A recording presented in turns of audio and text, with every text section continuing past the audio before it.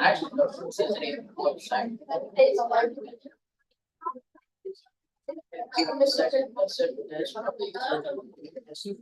Where part of the school is shut down because of the.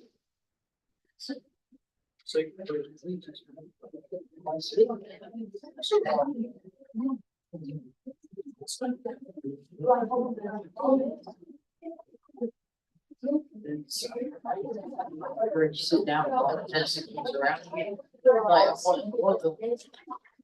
It's like, I want to see this happen to this. That's what. All right, are we ready over there? Yeah, I got to see it.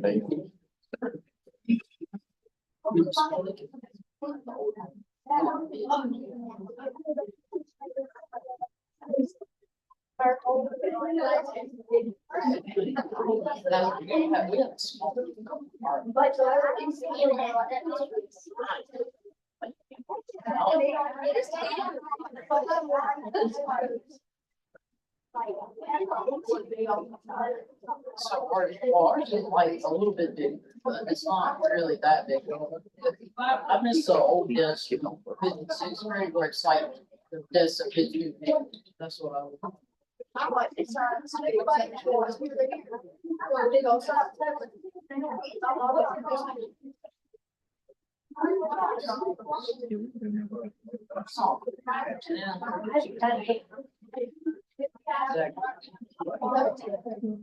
could get free lunches at Douglas. I am. I would just want to do it all.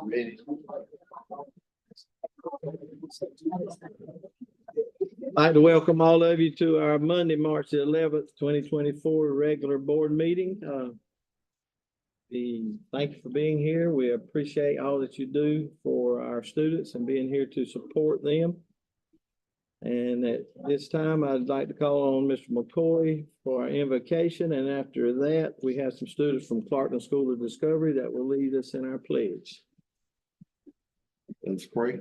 Dear Heavenly Father, Lord, it's once again we find ourselves looking to the hills from which cometh our help, realizing, Lord, that all of our help comes from thee. Yes.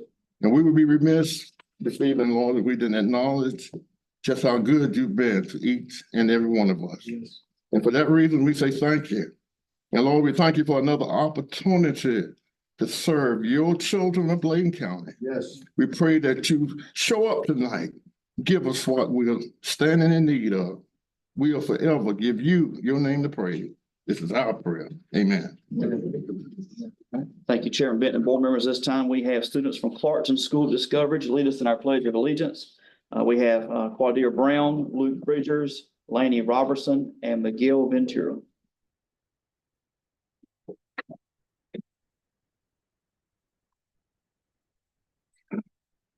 I pledge allegiance to the flag of the United States of America and to the republic for which it stands, one nation, under God, indivisible, with liberty and justice for all.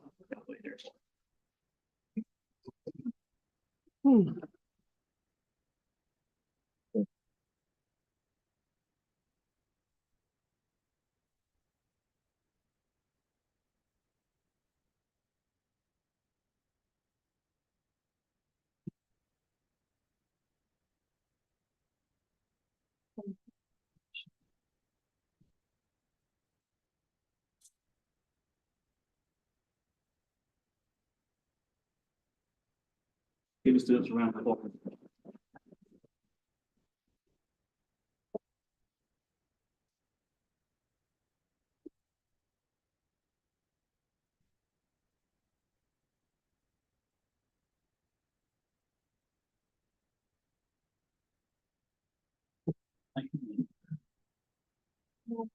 Ready to move on? At this time, I'd entertain a motion that we adopt tonight's agenda. Chair, I move that we adopt the agenda for tonight. Second. It's been moved and properly seconded that we approve tonight's agenda. Is there any discussion? If there is none, all those in favor, let it be known by saying aye. Aye. All opposed likewise. Here's none, motion carries to adopt tonight's agenda. Okay, yeah, entertain a motion to approve the consent agenda. Make a motion, we accept. Second motion. It's been moved and properly seconded that we approve tonight's consent agenda. Is there any discussion? There's no discussion. All those in favor, let it be known by saying aye. Likewise. No opposition, motion carries to approve the consent agenda. This time we'll move to number 6, spotlights and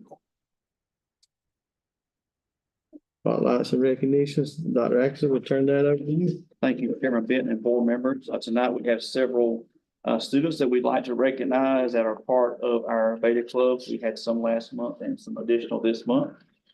First off, we have students from Bladen Lakes Primary School. And assisting tonight with calling the names is their principal, Miss Jennifer Marlowe. Good evening, everybody. I am so excited. The little school in the woods went to Greensboro and we brought back some awards. So I'm going to start with by announcing that our club placed first in the state in the elementary division in Songfest and campaign skit. So I am very proud of them and that's all right. Okay, so first off, I'd like to recognize Mr. Ray Alvarado, who placed third in digitally enhanced photography. Ms. Kaylin Altree, who placed fifth in three-dimensional design and fourth in engineering. Ms. Gabriella Barton, who placed fourth in engineering. Mr. Bentley Bullock, who placed fifth in color photography. Ms. Olivia Burton, who placed second in marketing and communications and second in club trading. Mr. Jesus Delgado Hernandez, who was with the group who placed first in Songfest and skit. Mr. Charlene Delgado Hernandez, who was with the group first and second in skit and Songfest. Ada Hillstead, who was with the group for fourth in engineering. Mr. Morris Kemp for Songfest and skit. Ms. Kaylin Canoe, marketing and communication, second place. Ms. Zoe Skinner, first place in Songfest and skit. Charlotte Stevens, marketing and communication, second place. And Ms. Ashley Wall, fourth place in engineering. I'd also like to recognize our sponsors who helped make this possible for our students. Ms. Angela Butcher. Ms. Sherry Clay, and Ms. Emily. Thank you. Thank you so much.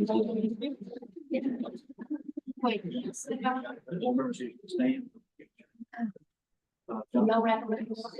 All right, come on, let's shimmy, shimmy, shimmy. Okay. Right here, collar right here, come on, come on, come on. My vertically challenged up front. Okay, come on in, yeah. All right, Ashley, right here. Come on in, Marcia, stand right here with me in this. All right. Okay, we got it. All right. Got us all. 1, 2, 3. All right, 1, 2, 3. Okay.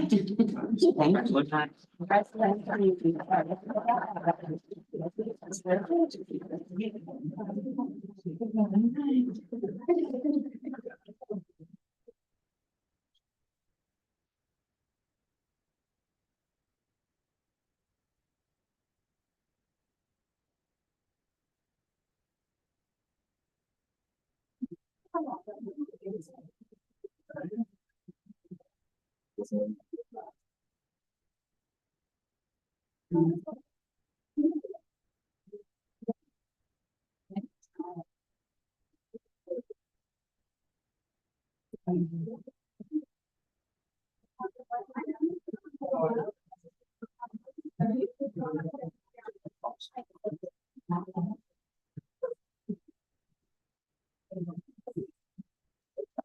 we'd like to recognize students from Bladenboro Middle School for their awards at Beta. Assisting with calling the names tonight is Miss Shannon Ross, the assistant principal. She's, oh, and Miss Mikulski is, okay. You're gonna call it, all right. So Miss Mikulski, the principal, and Miss Ross is here, so yes, thank you. Good evening, everyone. I'm so happy to be with you and recognize these wonderful students and all their accomplishments. First off, we have Uriah Autry. She's 4th place in 2D. Next, we have Callan Bailey. He was 2nd place in sculpture. Next, we have Jackson Britt. He was 3rd place in digital art. Next, we have Emmett Brown. He was 4th place in woodworking. Next, Joseph Burney. He was 1st place in 3D. Madison Butler, 1st place in performing arts, small group. Next, we have Lulia Chapman. She was 4th place in our service learning showcase. Next, we have Kaylee Fisher. She was 3rd place in drawing, 1st place in performing arts, 4th place in solo duo trio, and a premier performer. Next, we have Drake McIntyre, 1st place in 3D. Next, we have Shaylin Neely, 5th place in color photography. Next, we have Sina Ortez, 5th place in marketing and communication. We have Jordan Powers, also 5th place in marketing and communication. And Logan Powers, 5th place in marketing and communication. Next, we have Carly Rhodes. She's 1st place in quilling and 1st place in performing arts, small group.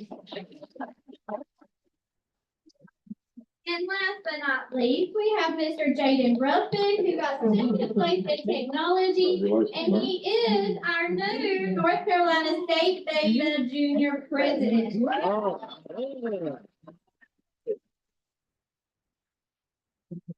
The Huntsville Beta sponsors, we have Miss Jessica Rose. Unfortunately, Nicole Kinlaw, Stephanie Thurman, Haley Baxley, Adrian Batten, and Marlena Walters. They're wonderful, and so let's give them a hand, please.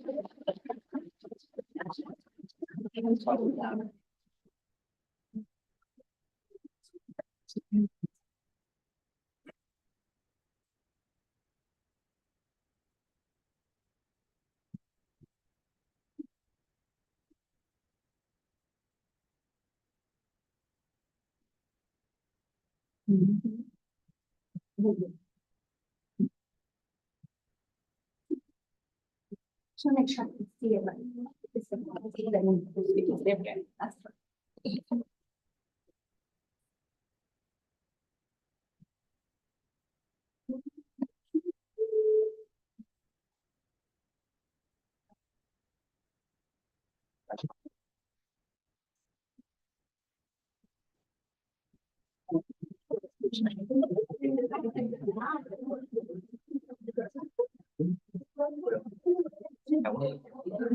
I'll just slide out there. It's all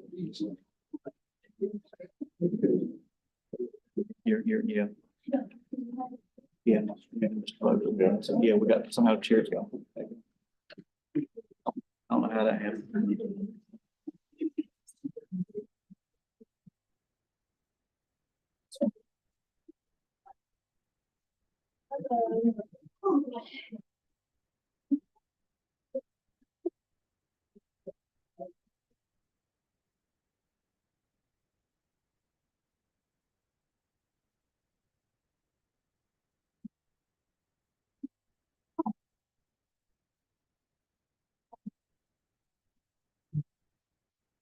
Next, we're going to recognize Clarkton School Discovery.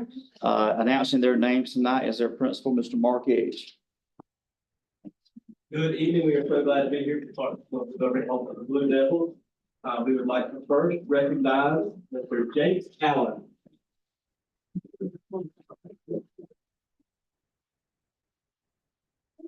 Shamaya Daltrey.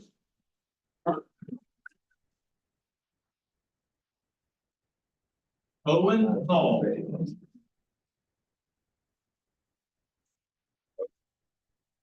What they say, what they're doing. Matt, you can start over. There we go. And 3D design, I realized it after I started. Jake Allen, fifth place, 3D design. Shamaya Daltrey, fifth place, 10th grade science. Owen Hall, third place, 6th grade science. Now Markel Jacobs, golden ticket, premier performer.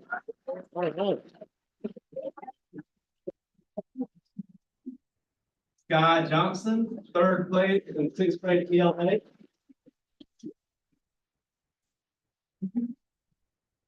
Laney Robertson, golden ticket, premier performance.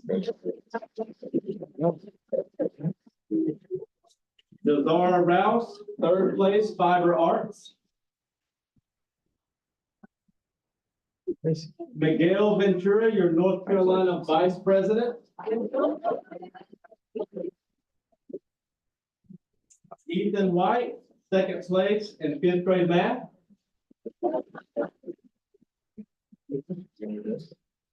We have a couple of students that were not here tonight. Jeremiah Kilpatrick was second place in service learning showcase. And Marcos Zarate Flores was third place in 8th grade Spanish. And our sponsors here with us tonight are Elizabeth Priest, Victoria Richards, and Paige Priest. We also have Melissa Singletary and Peyton Fisher who cannot be with us tonight. And I'd also like to give our Beta Club a huge shout out for getting the John Harris Leadership Award. Good job. John Harris Leadership Award is a national award that allows us to take 10 of our students to the Leadership Summit this summer. I've seen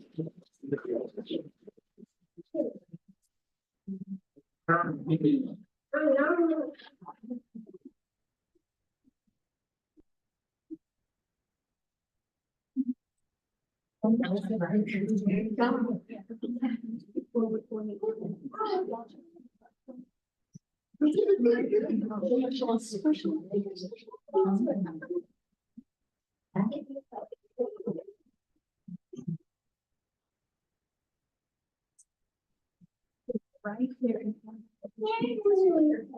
There we go. Okay, making that thing. Thank you.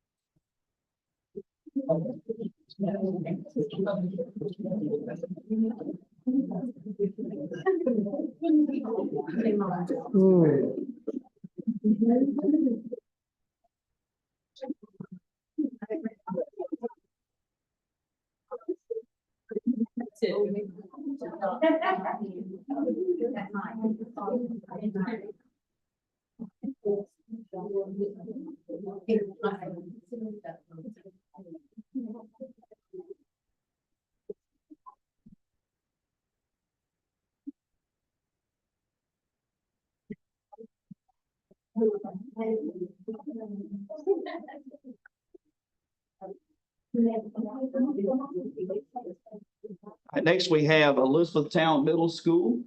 Assisting tonight with the names is their principal, Ms. Joyce Spencer. Good afternoon, everyone. It is so good to be here from the school community. And we have Naheed Live, 5th place junior solo dual trail, recognized as premier performer.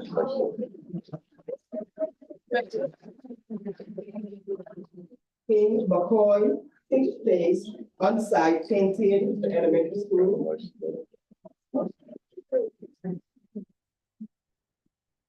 Aiden Murray, fifth place, junior solo duo trio, recognized as career performer. And to some of our lovely sponsors, we're all being with these children every day, every night. We have Miss Tammy Bolden.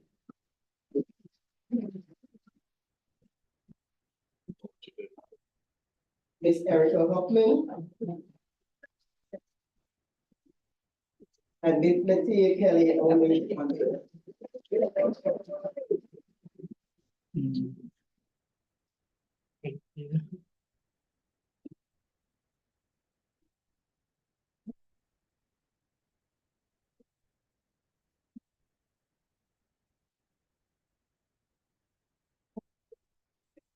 All right, everybody.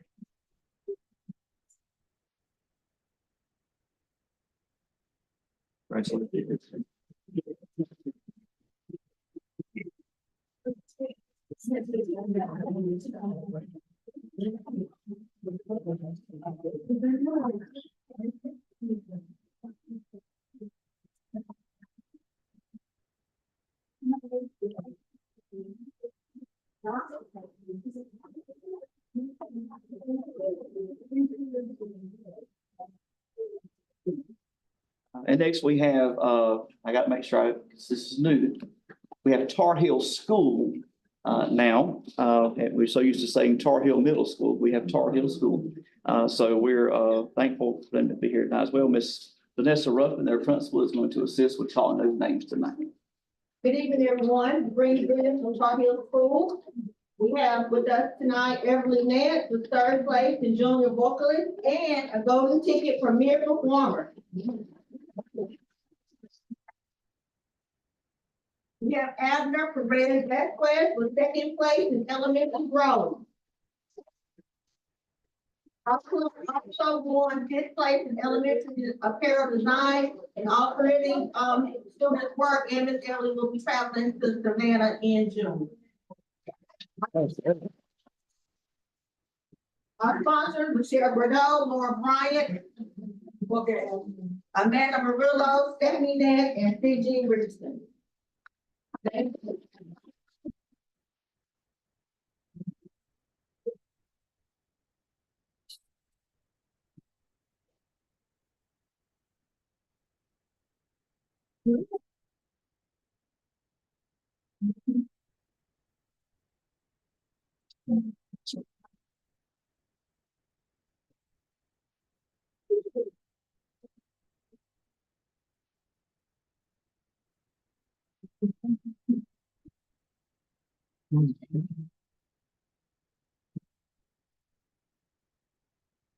Chairman Benton and board members, that concludes tonight's spotlights and recognitions. Thank you, Dr. Atkinson. And, well, most everyone's gone now, but we again thank y'all for being here, and those that were here that have gone for being here to support our students. Means a lot to them, and I'm sure they appreciate it. At this time, we'll move on to number 7, citizen participation. Chairman Benton, members, we do have two signed up for citizen participation. Ms. Minnie Price and Mr. Donnell Goins. According to board policy 2310, the first part of at least one regularly scheduled board meeting will be set aside for citizens to address the board through public comment. Each speaker will receive 3 minutes to present comments. However, the public comment sessions will not exceed 30 minutes total, except by majority vote of the board. During the public comment period, the board chair will recognize the speakers in the order in which they signed in. Substitute speakers will not be permitted, and speakers may not donate any portion of their time to another speaker. Board members will not respond to individuals who address the board except to request clarification of points made by the presenter. And first, we have Ms. Minnie Price.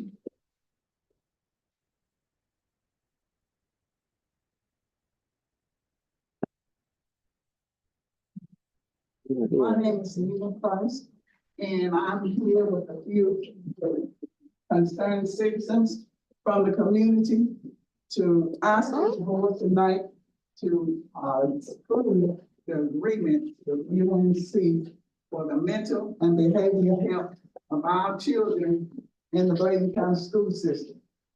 They really need it. I work in the school system. I have worked in the school system before at East Bladen, Elizabethtown Middle School, and Elizabethtown Primary School, and Bladen Lakes. And the children of Bladen County really need this service.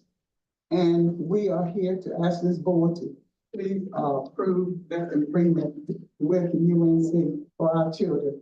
And one other thing I'd like to say, I don't know if this is kind of the place, but I looked online and I saw some students that did not have their names on the honor roll. And I think if some children's names are listed, every child's name should be listed on the honor roll.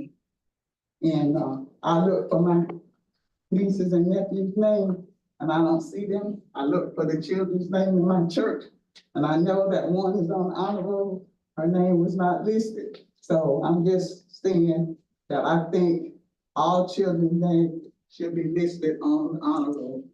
If we would be listed. Thank you. Good evening. Hopefully I see it on the agenda. Hopefully this is a moot point, but at least I'm getting my message across.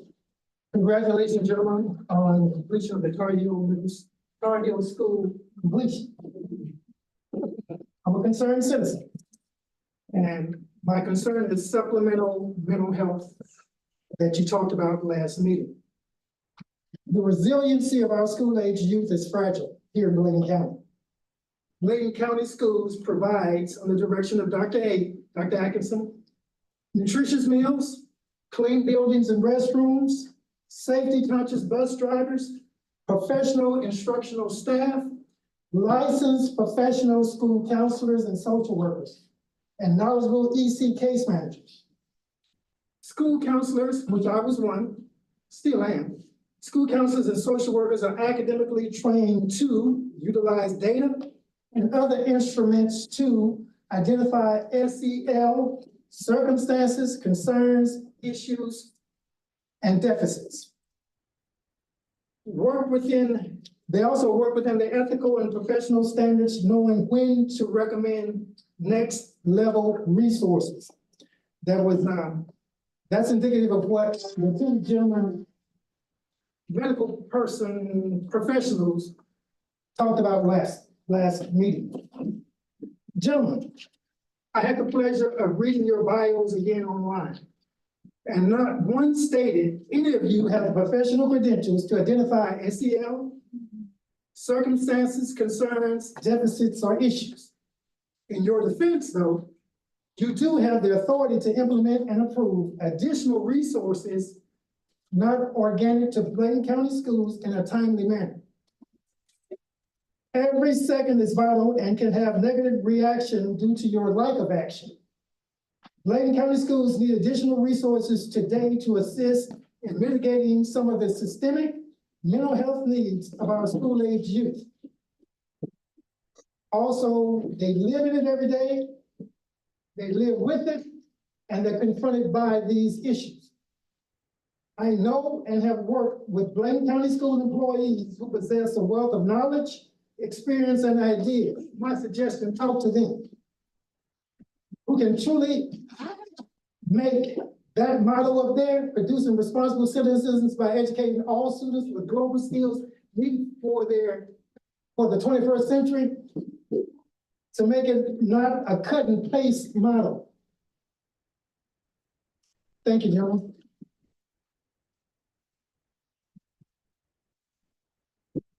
Chairman Benton, board members, that concludes the citizen participation for tonight.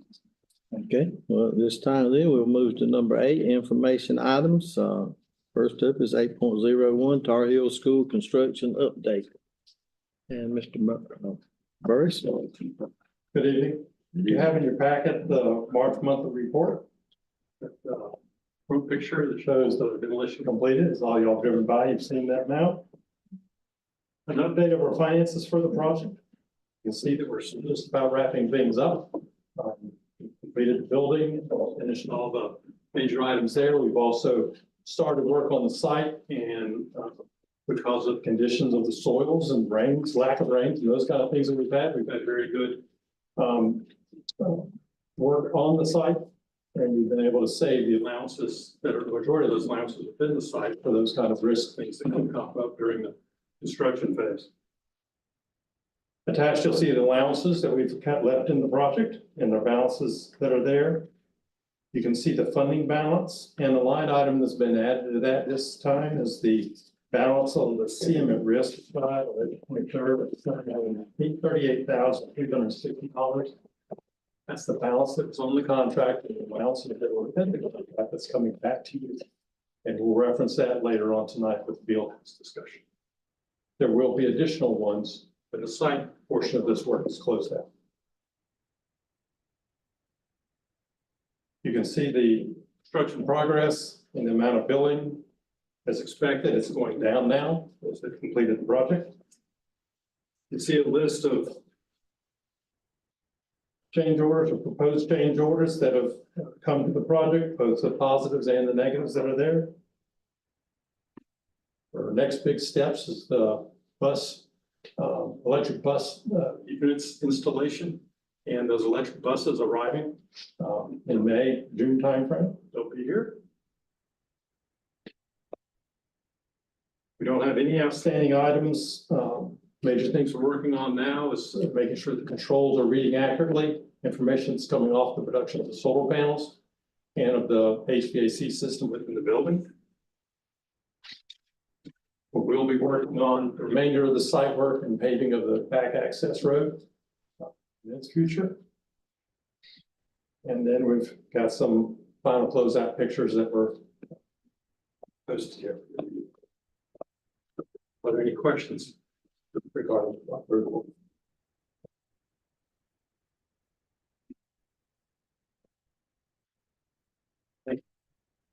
Thank you. Thank you.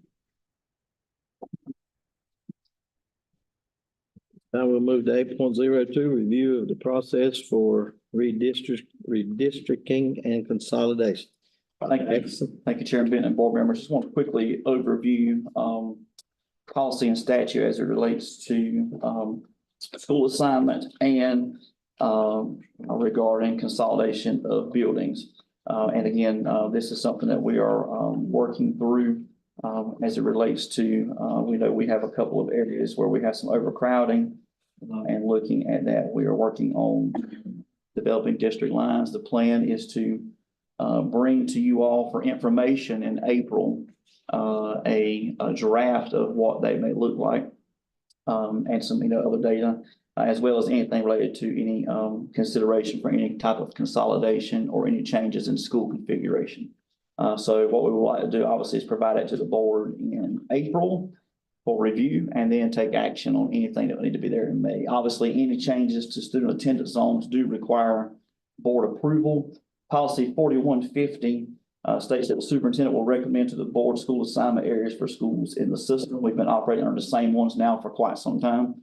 And then, of course, these assignments will be made in accordance to applicable legal requirements, the need for serving school-aged children in the school system, and the effective use of school facilities. Descriptions and maps of that, which we'll be having maps drawn. You all will have obviously copies of that when we discuss that next month for review. And then at that point, any recommendations or revisions that you all may have, we would move forward at that point and then bring that back to the board in May. Also, as it relates to general statute concerning if the board considers anything with consolidation, this is General Statute 115C-72.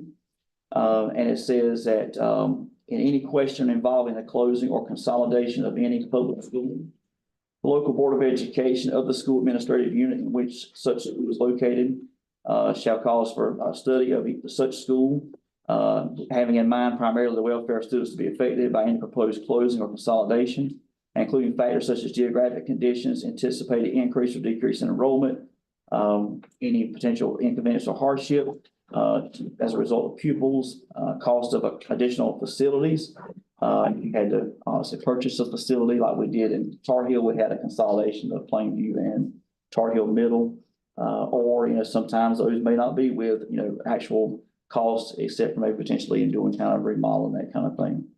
And then any other things like that, before entry of any order of closing or consolidation. So that means before the board would take any final action on that, if that was something to be considered, the board will provide for a public hearing in regard to such proposed closing or consolidation, at which the public would have an opportunity to express their views. So upon the conclusion of that, then the board will be able to make a decision if they were looking at something specific to any closure or consolidation. Just wanted to provide the background, policy and statute that governs those things. And again, it's our intent to bring at least looking at attendance zones as primarily, but also looking at some other things. We'll bring some data to you all in the April meeting for discussion. That's all I have. Thank you. Okay, thank you. Back for that, we'll move on to action items number 9. First one being 9.01, which is the conveyance of the Booker T. Washington School property to Bladen Community College. Thank you, Chairman Benton and board members. Tonight, we have Dr. Amanda Lee, President of Bladen Community College. We're so thankful she's here, as well as the Chair of the Board of Trustees, Mr. Dennis Troy. So we thank them for being here tonight. We're going to ask Dr. Lee to share with the board kind of their plans for the facility. I know that Dr. Lee has already addressed the county commissioners, so this time I'm going to turn it over to her, and then we can discuss next steps in action following her presentation and questions. Thank you, Dr. Lee. So, Mr. Chairman, board members, Dr. Atkinson, staff, Mr. Crabby, what an honor to be here before you. I never dreamed in all my wildest dreams I would be coming before you and asking for a school. But this is becoming quite a project, and we are getting nothing but positive feedback from the community and from other people around us, and would be wonderfully thrilled if you would consider the conveyance of this property to allow us to expand Bladen Community College. So you have some information before you. Most of this is information that you are already very well aware of. It involves some details that perhaps some people not as familiar with Booker T. Washington would need to know in order to understand where it's located in the buildings that are there and the size of the property.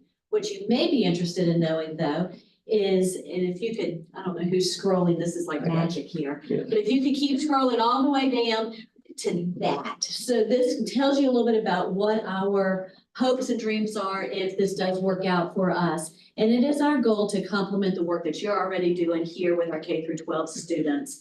So we have some pathways that our high school students are already participating in. The expansion of this facility would allow us to grow some of those. In particular, our agribusiness program. We are developing a blueberry lab. We have been granted 417 plants to experiment with and to grow with and to try different settings with. And we want to use some of the acreage that's at Booker T. Washington to really expand on that blueberry lab. The agribusiness program has been extremely successful in our community. Our young people are interested in it. Our veterans are interested in it. It allows people to work in our agricultural industry, as well as to have the skills to do some sustainable home type farms and sustainable living. You also see on there that we have some classrooms that we want to repurpose and use, where I have some outside entities that are interested in using the facility. And we're excited about the potential of partnering with some of our community members. And most importantly, though, you see, well, maybe not most important, because there's several things. So another important thing is the kitchen and the cafeteria area. You have already renovated that space, and we want to jump right in. We received a high-cost startup grant to start a culinary program. And our culinary program is really focusing on nutritional services. It's focusing on farm to table, and then maybe one day we will start doing some fine dining, but that is really down the road. We really want to work on those jobs that we already know that you need, the jobs that the hospital needs, some of these areas where some certification that you're already providing to the high school students, again, that we can build on and complement what you're doing. So that culinary would be turnkey for us. We can move in immediately and start doing that program. Another thing that I am excited about is there are 4 spaces in one of the buildings that you have previously used as pre-K spaces. And we are excited about the potential of using those as Child Development Center incubators. That is a program that's been very successful out west, not outside of North Carolina. It's been very successful, and we want to try it here in North Carolina. I will tell you that Western North Carolina already has started some work to use this incubator grant proposal. So they've even had some laws changed to allow this to work. And then we're gonna try to zoom right on in and take advantage of the work that they've done. And so the idea is that would give us 4 people who want to start child development centers in our area, a place to get on their feet. And then once they're established and they're secure, they can then move on to another facility. And that space will be available for another child development center incubator project. We also are excited about some community gardens. We've got some camps that we're thinking about offering out there. There's also, we're doing some experimentation with some drone classes and some lineman classes. So it's just rich with all kinds of opportunities for us. And we hope that you would support sharing this with us, because with the way I understand it from Mr. Grady and from Dr. Atkinson, it does come with some strings. So you would convey the property to us, and if we stop using it for educational purposes, you get it back. And I will assure you, Mr. Troy challenges us to make sure that we leave everything better than we found it. So if that were to happen, you would end up with a piece of property that I think would even be better than what it looks like to me today. If you approve this also, I will let you know our next steps is the county commissioners have approved it. Our board of trustees has approved it. The community college state board must also approve it, and it is on their agenda contingent upon your approval. And we also have to get a clean environmental survey, and we're in the process of doing that as well. So that's not much of a presentation, but it does give you a little bit of information, and I'm available to ask any questions if you have any. Anyone got any questions? Well, thank you, Dr. Lee, for that, and it was a very good presentation. And Mr. Troy, thank you for being here also. Ben, I'll yield to Attorney Grady to talk about what the board would have to do in terms to make forward the next steps. Okay. Okay, the board has already determined that the property is no longer necessary for school purposes, which is required. The board has offered it to the county commissioners because they have a first right of refusal. They have elected not to exercise that right of purchase. I have prepared a proposed deed for the property. If the board was to approve it, the deed would basically convey the Booker T. Washington property, which has tax identification number 27385. Let me double check that. 0027385, approximately 10 acres. I've still got a little work to do on the description. We can do that before the final draft is done. There's these deeds, this property is made up of multiple tracts that some of them are back in the 40s. So we're trying to look, we've got one more little tract we got to look at. But if the board elects to proceed, then I would recommend a motion that the board convey to the trustees of Bladen Community College, the Booker T. Washington property, having parcel identification number 0027385, contingent upon the state board approval and contingent on the environmental stuff. Okay. Entertain a motion to that effect. Make a motion to approve. Yeah, second. Has been moved and properly seconded that we convey the Booker T. Washington property to Bladen Community College. Is there any more discussion on the motion? There is none. All those in favor, let it be known by saying aye. Aye. Is likewise. Is none. Motion carries. Mr. Chair, I'll say anything to you. Yes, sir, Mr. Troy. I stand to thank you for the dedication for that. Because Bladen Community College bring hope, they bring opportunities, and they bring jobs for the young people that's in this county. So further, thank you for that. So thank you, Mr. Troy, for that. And yes, Baden Community College does indeed offer hope to a lot of, has offered hope to a lot of us, me included. And I thank y'all for being here tonight. Okay. Before we move on any further on, Mr. Chairman, I want to ask a question about the trophies that were in that school. I was contacted by the Booker T. Washington Alumni Association, and they would like to know where those trophies are. They would like to retrieve those if you since we on that topic. You have to look at the, Some of the food, yeah. building's been The closed, depot. so they can look, so it was in the I assume original. they're stored somewhere, but Yeah. I had to go back, the original closure of the school was 2016, I think. The word is most of them are at the Clarkton Depot. Depot. Okay, yeah, because I weren't sure when did actually. Okay, I think there was something that was taking place. Yeah, that's where they are. Yeah, I remember. Okay. Yeah, I get I've had family reunions. I'm sure that was done.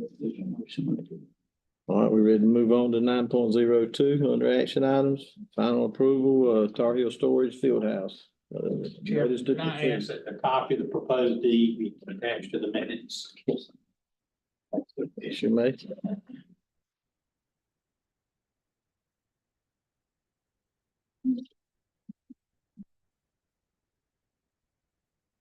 Okay, Mr. First. Good evening, again, Board Chair, Chairman, board members. Bring to you tonight a discussion about the field house against Tar Heel School. Recap of the existing building and our steps that we've taken in previous meetings, where we are tonight. Next slide.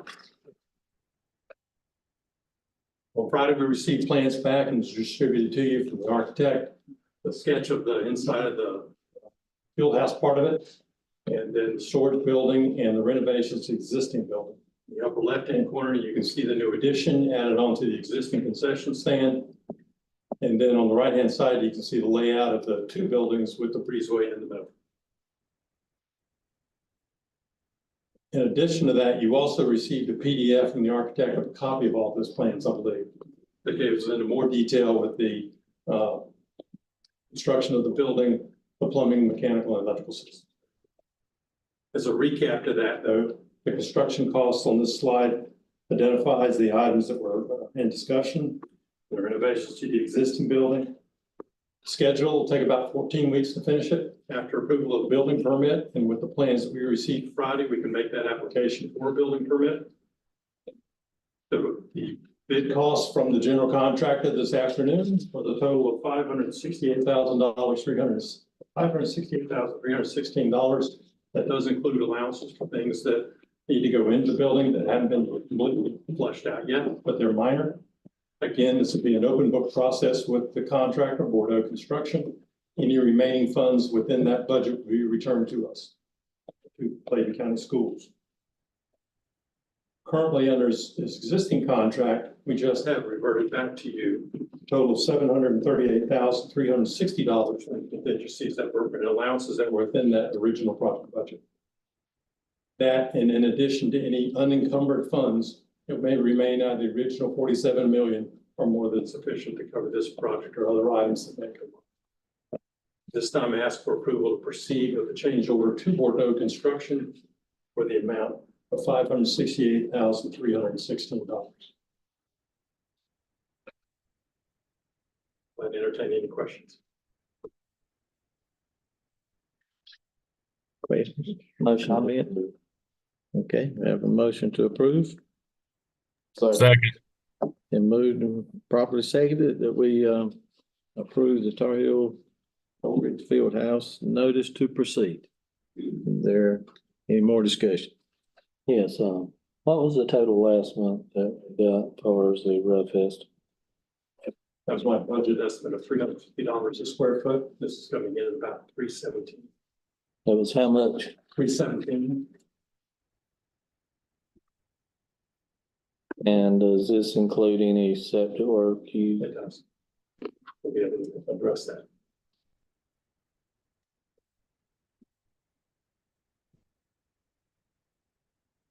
Any more discussion? Not all those in favor, let it be known by saying aye. Aye. All opposed likewise? Is none, motion carries. Thank you.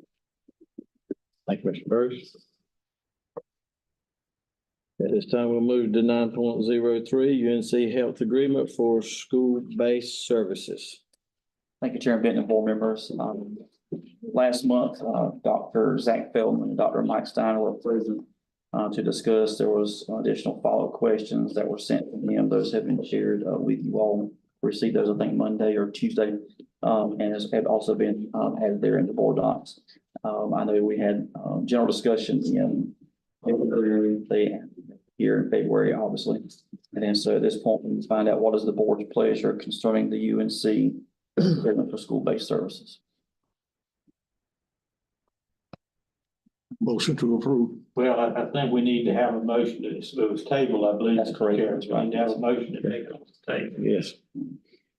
Okay, we entertain a motion to remove the UNC Health Agreement for School-Based Services. Motion to remove it from the table.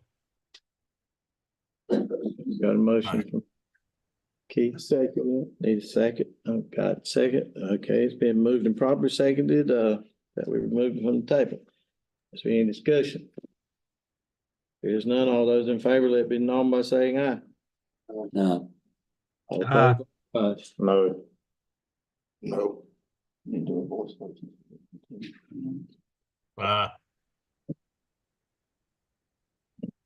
We need to go back. A roll call, we got two online. Okay, All right, the agreement is, the motion is that we approve. but we got to do Motion to take it off the table. Approve to remove it from the table. but we got to take a voice vote because we got two folks online, so. Okay. If you would please indicate your vote, when your name is called, Mr. Rhoda. I move to take it off the table. I vote to take it off the table. Mr. Edwards, Mr. Singletary. Fine, we'll vote. Mr. Pikowski. Mr. McCoy, I move to take it off the table. Mr. Davis, Yes, take it on the table. Mr. Clark, Take it off the table. and Mr. Locklear. Take it off the table. Chairman Ben. Leave it on. You don't need it, But I don't need it. and it's unanimous. Okay. So it's been approved to remove it from the table. Now we can proceed with the, with a motion to approve the health agreement. Motion to approve. Second. It's been moved and properly seconded that, we approve the UNC Health Agreement for school-based services. Is there any discussion? If there is none, all those in favor? Let's go with a voice vote again on that one. When I call your name, if you'd please indicate your vote. Mr. Rhoda, I vote to bring in UNC. Mr. Edwards, No. Mr. Singletary, No. Mr. Kwiatkowski, No. Mr. McCoy, I vote for the UNC Health Agreement. Mr. Davis, Yes, absolutely. Mr. Locklear, No. Mr. Clark, Yes. Chairman Jim. I vote no. Motion fails 5-4.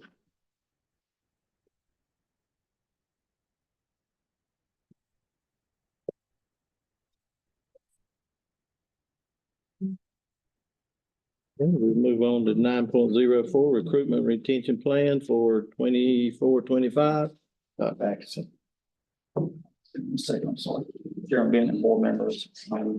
As we have been able to do the last couple of years, obviously with ESSER funding, we've been able to work to try to provide sign-on bonuses as well as retention bonuses for our employees. Obviously, when COVID hit, there was a lot of challenges as it relates to recruitment retention. We're still facing those challenges. I'm actually thankful Dr. Wood is here. She can also speak to that. We've a lot of discussion with, in the world of education, we do not have a lot of folks that are completing education programs. Obviously, some things that we've discussed and doing is looking at trying to grow our own, maybe looking at some of our teacher assistants, sort of classified staff, and maybe looking at some alternate paths to licensure, obviously with the state flexibility. But with that, we know that we've got to do things to try to recruit and retain highly qualified personnel. That's actually a part of Bladen County's strategic plan. we've been able the last 2 years to get the supplement increased by 4%. And that's been done by the county, and that's a part of the continuing budget. So that's something that's in place. With this plan, obviously, we need to look at trying to approve this. This will allow us, we have our upcoming job fair, as well as obviously, we're at that time of the year, we'll be getting ready for the 24-25 school year. What would have to happen, obviously, with ESSER funds is to approve this plan through September the 30th. And then we'd have to come back with an amendment because obviously we would not have those funds anymore. So quickly to take you through this, as it relates to retention bonus, you will see it says TBD there. What has happened this last year, we were able to do for employees in 3 occasions, a retention bonus of $2,000 for full-time. And then obviously it was prorated based on percentage of employment. The reason why we have TBD is that Ms. Harrison, I do not want to send a dime of money back to the federal government. Anytime you have money, we don't want to send money back to them or the state. So the goal with that is the same criteria as what we had for the beginning of the year retention bonus. So any permanent employees who are employed as of June the 1st and return to work and maintain employment through September 15th will be eligible to receive that retention bonus. And that amount would be whatever we have left divided by how many we have, so we can clear out that fund. We are very hopeful that it will be no less than the minimum 2,000 already, but we're hopeful that we can potentially advance what we've given to employees for the whole year. Now, obviously, anyone that would leave the district before June 15th of 25 would have to pay that back prorated based on that.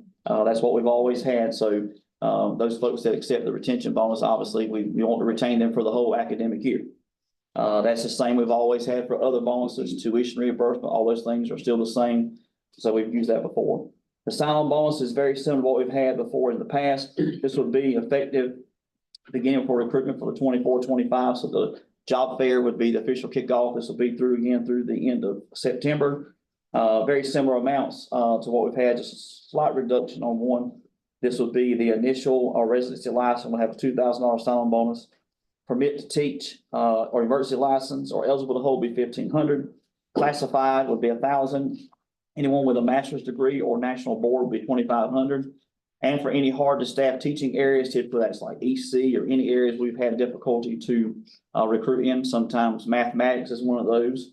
And obviously what we've done in the past is you allow me to determine that if we have a hard to staff area where we've got a vacancy, it's just been there, it's hard to get someone to fill. We would have an additional $2,500. That's actually less than what it was. So the max a person who in a hard to staff area, if they have a national board or master's degree, will be $5,000.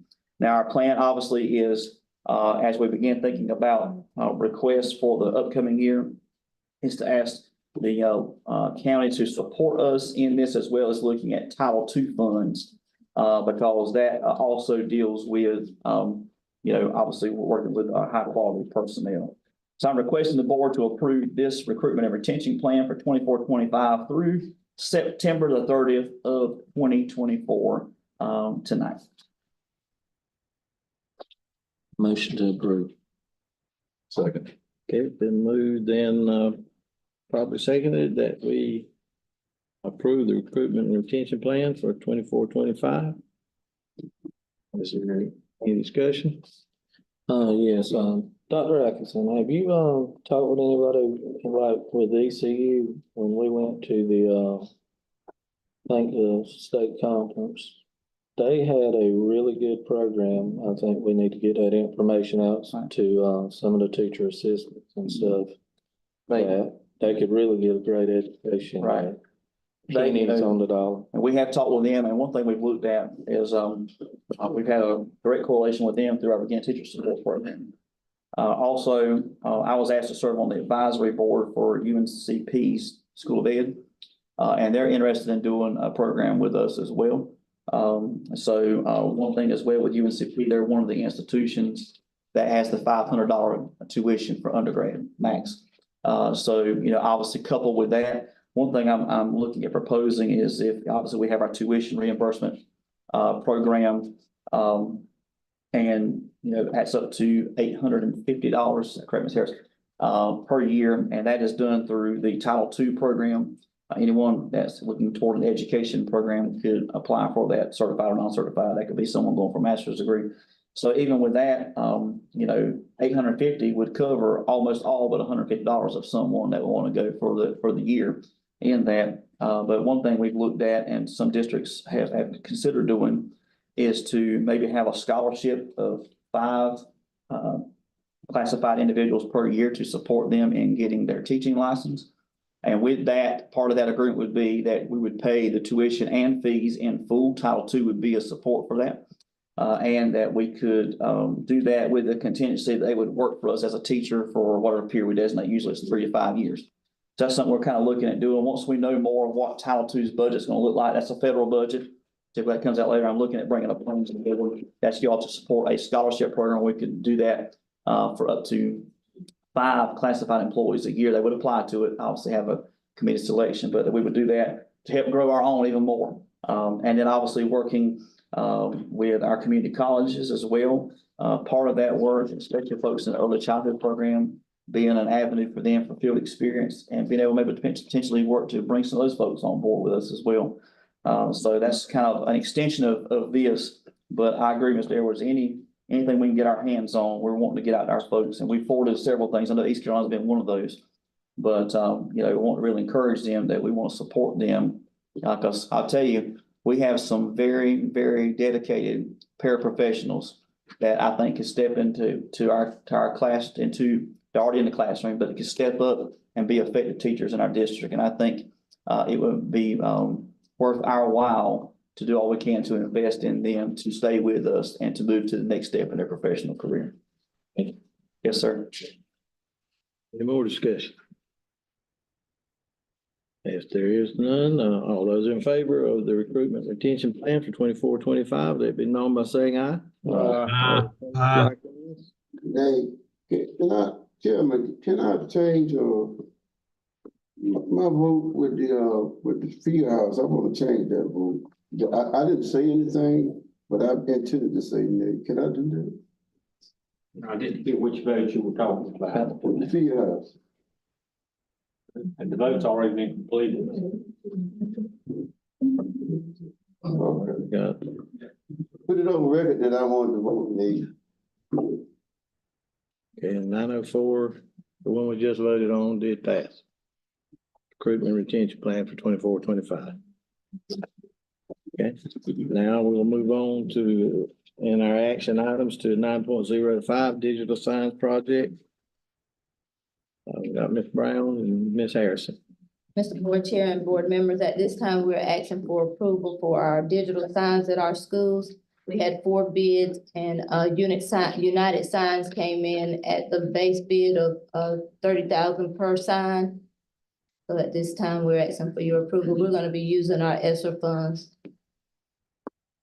for our signs. Motion to approve. Second. I got a question. Okay, it's been moved and properly seconded. Is there any discussion? Mr. Rhodes? Yes, I want to, is this gonna take up money from the track court, from the track field? No, sir. No, this is Okay. the funding, no. Just add the answer. Any more discussion? Ever seen anything, what the signs are gonna look like? Yes. Well, I mean, it's pretty standard, we have now, but we have the digital I thought it was. part would be where now we have kids and others putting letters out on there. All that will be digitized. They've got the bid matrix. And Okay. that has all 4 and what the things came in at. Obviously, that's the district would be, the bid matrix, Mr. Davis, is in board docs for you. It has the 4 vendors and the prices that are on there. I got that, but it doesn't show what the signs, an example of what the signs might. The one thing that I haven't said that nothing is, we had one to actually do a draft. That's all designed. Like we tell them they took the RFP and priced it based off that. We would actually be able to design.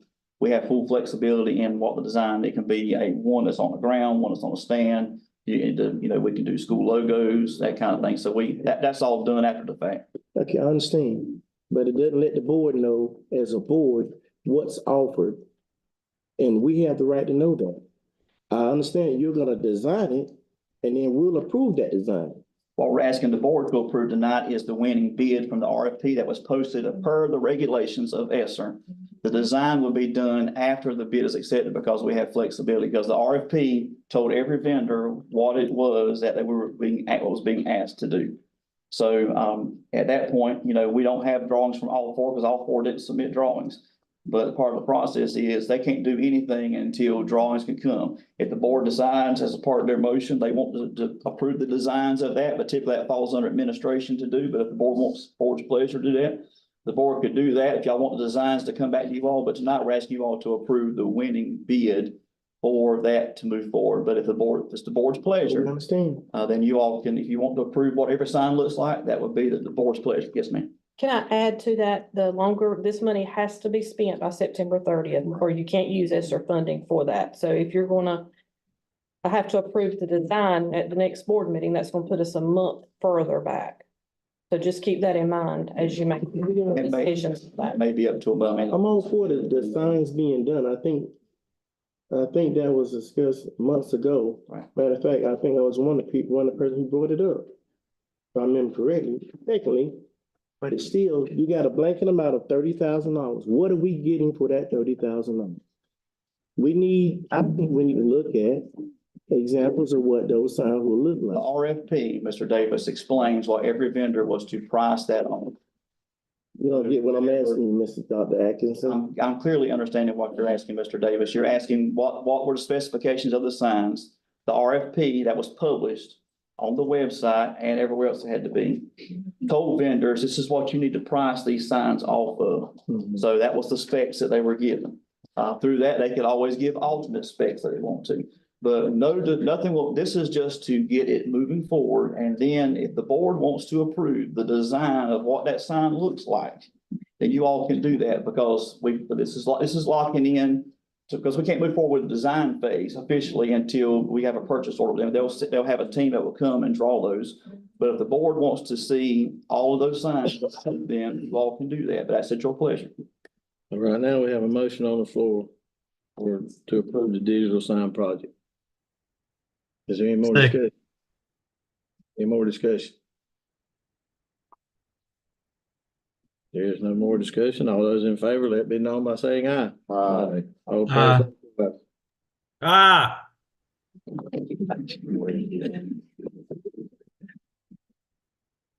Okay. I heard no nays, so the motion carries. Okay, number 9.06, approval of new sports program. High school bowling. Thank you. Thank you, Chair. Turn that one over to you. We had, also shared this last month as a part of the updates. We had some folks that came and spoke with high school principals during one of our meetings to discuss the opportunity for high school bowling to be a sport for our students. This is actually one of the few sports that the early college can directly participate in. You can have up to 20 students, 10 male and 10 female that can be a part of that. The practices, obviously, the Lumberton Bowling Center provides the practice venue at no charge. Majority of the competitions would also take place there. You'd be playing, neighboring schools, Robinson, Cumberland County. The biggest expense you would have, obviously, would be transportation there. They do matches once per week. Principals felt great about that. In fact, giving another opportunity for students to be participating in something else that will be available to them. So what we're asking the board tonight is your approval to move forward with implementing high school bowling as a sport offered in our high schools.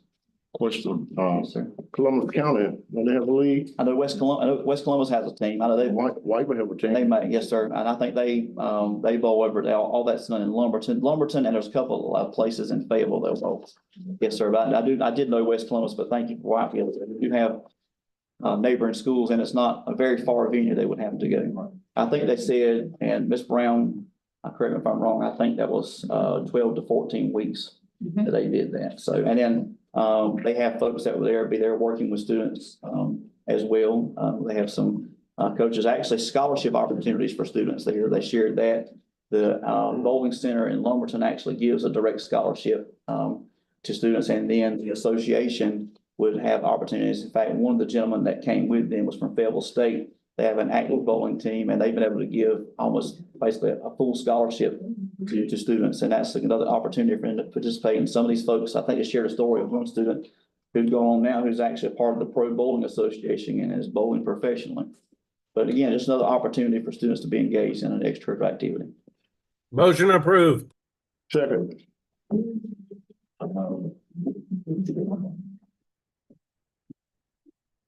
Any discussion? Any more discussion? Do we have an instructor that'll? We had to get a, you know, in fact, well, they've got folks that will work with them. We had to get a supervising adult that would go with them, but they'll provide all that support. What kind of equipment and all of it? They provide everything, the shoe, they can get shoes from the bowling center, they've got balls and all. But yeah, they would not have to provide, you know, basically, the teams, we can do team shirts for them, but they said everything else was covered. So they provide the shoes, balls, and then the lanes for practice and for competition. Any more discussion? Not all those in favor, let it be known by saying aye. Yeah. All opposed likewise. Either none, the motion carries. Move on to 9.07, authorizing reimbursements. Ms. Harrison. Yes, sir, Mr. Chair and board members. Back in January, you approved for 2 board members to go to the COSBA conference in Dallas, Texas, February 22nd, 25th. We're bringing this back because there was a change in the travel on one of the members. Plane tickets were bought and you approved for them to go with the plane tickets. One board member decided to drive, which is an increase in cost of $1,073.74. So according to board policy, we have to bring that back to you for approval so that we can pay that. The total cost of travel with valet parking was $1,718.45 minus the $644.71 that the board member would have to pay back for the air flight charges, would leave a difference of $1,073.74. Would it have been less expensive for that board member to fly there? Correct.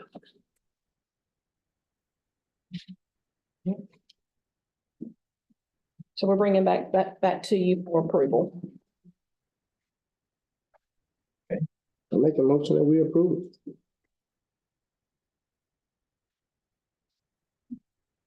And we have a motion.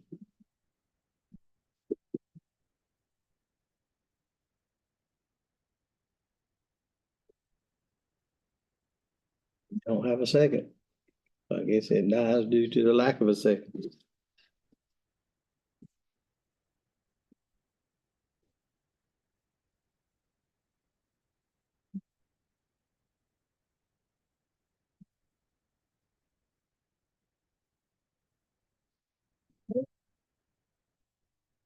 All of that, at this time,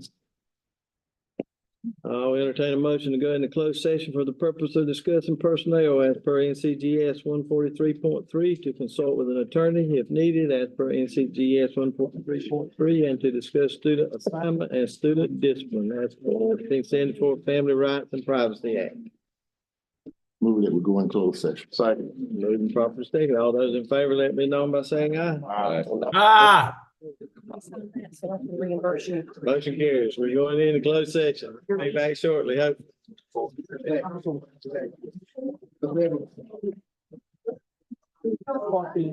yeah, keeping it coming. Working on it. Preschool.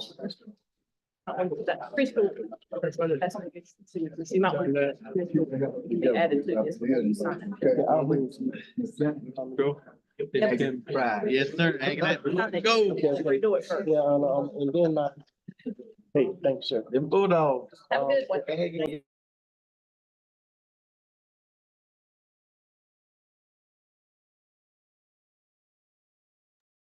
Y'all will sign on to go to closed session. Okay.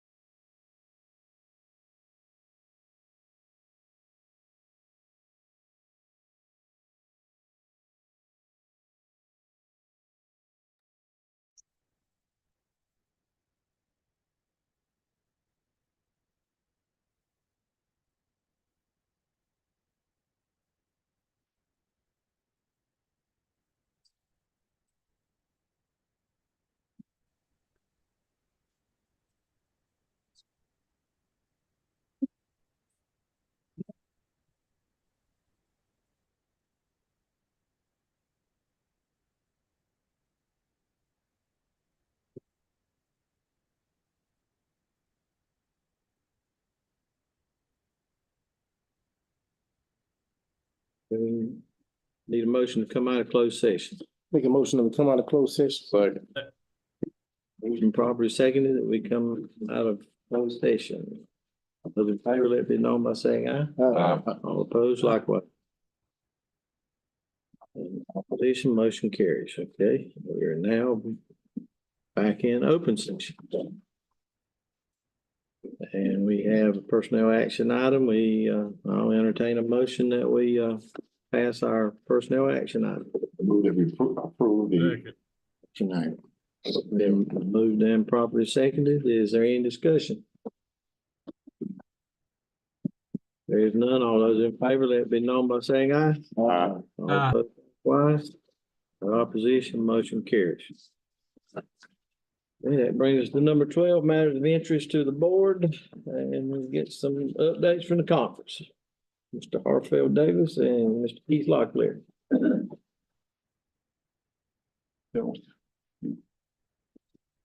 Who's going first, Chairman?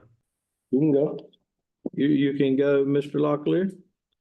All right, so there's several reasons. First off, I want to say I appreciate the board for giving me the opportunity to go.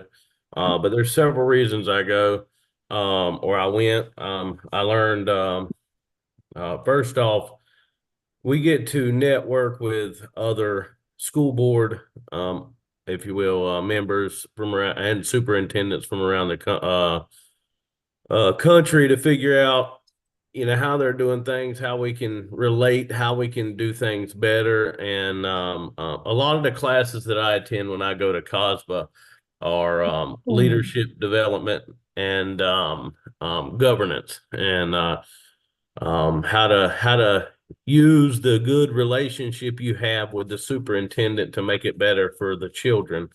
And I think that if you haven't been as a board member, you should go at least one time. But I got a lot of notes here. I'm not trying to go all night long because y'all might shoot me. But that being said, it helped me, like I said, reflect on why I became a board member, because there's a lot of districts out here that are a lot worse off than we are, and knowing the troubles they have and how they got around them, if you will, or how they took care of those. I got lists of them. I wanted to talk to all the board members, but we don't have time about them. I would like to bring those out so maybe we can improve what we're doing. But like I said, COSBA just helps us improve and helps us teach how to be a good board of governance and how to get along with the administration and the superintendent and how to do better for our children.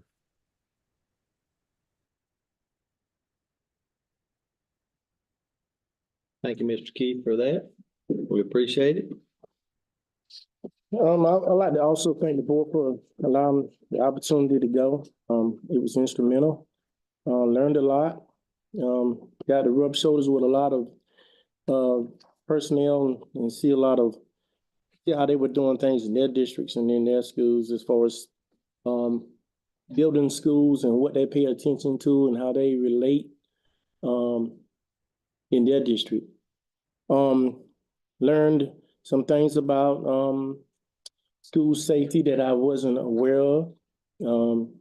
So a lot in that area, a lot of programs in that.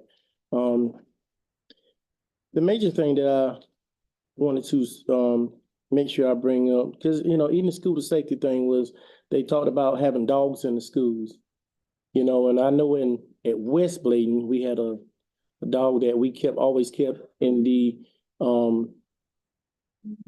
think it was the west wing of the school, in those classes where the kids are a little bit more challenged, you know, and that helps the child to relate and stuff like that. Yes. And I remember how important it was to those kids when that dog wasn't there. Those kids didn't really have a good day. And I remember Mr. Taylor coming down and actually talking to those kids during those times. And during that time, they were trying to actually plan a field trip for those kids, and they had a little bit of an issue with the actual the funding for the transportation, and I paid for it myself. Learned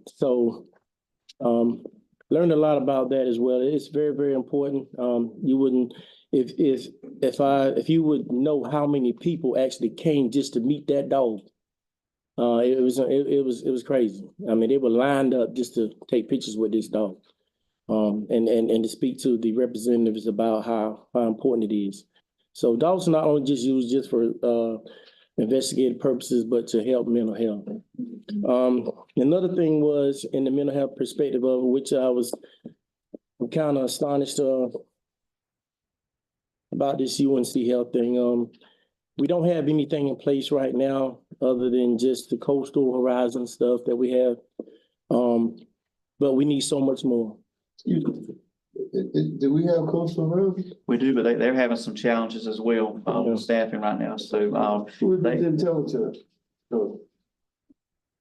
IntelliChoice. Yeah. What? IntelliChoice?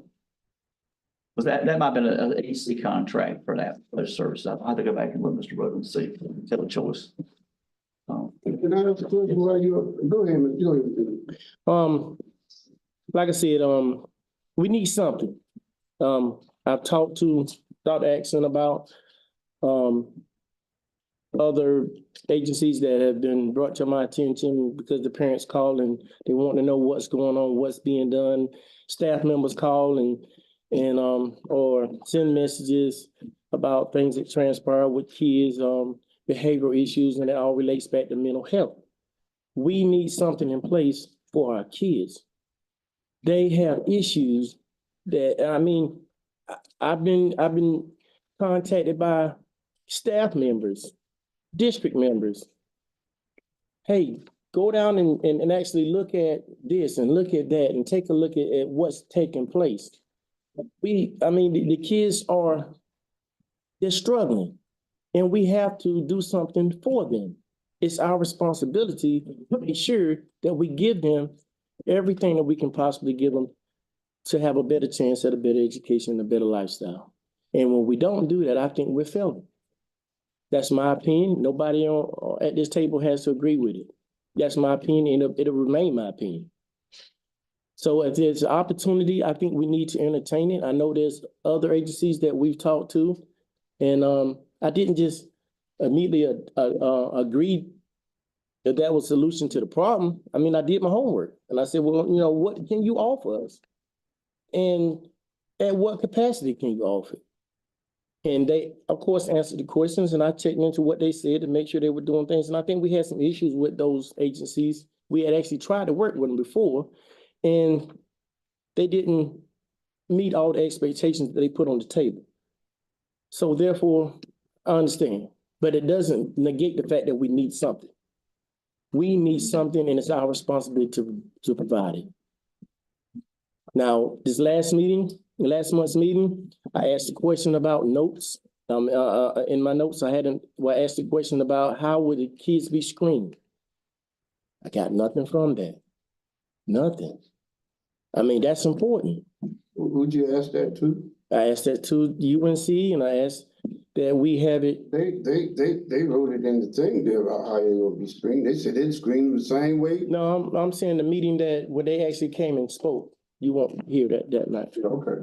So, I mean, I appreciate them coming forward, but that was my question. How is it going to be screened? How are we making sure that when we offer these services, that we're actually on target, that we're making sure that we're hitting everything we need to hit to make sure that that kid is being addressed. We're not just spending money and saying that we checking the block.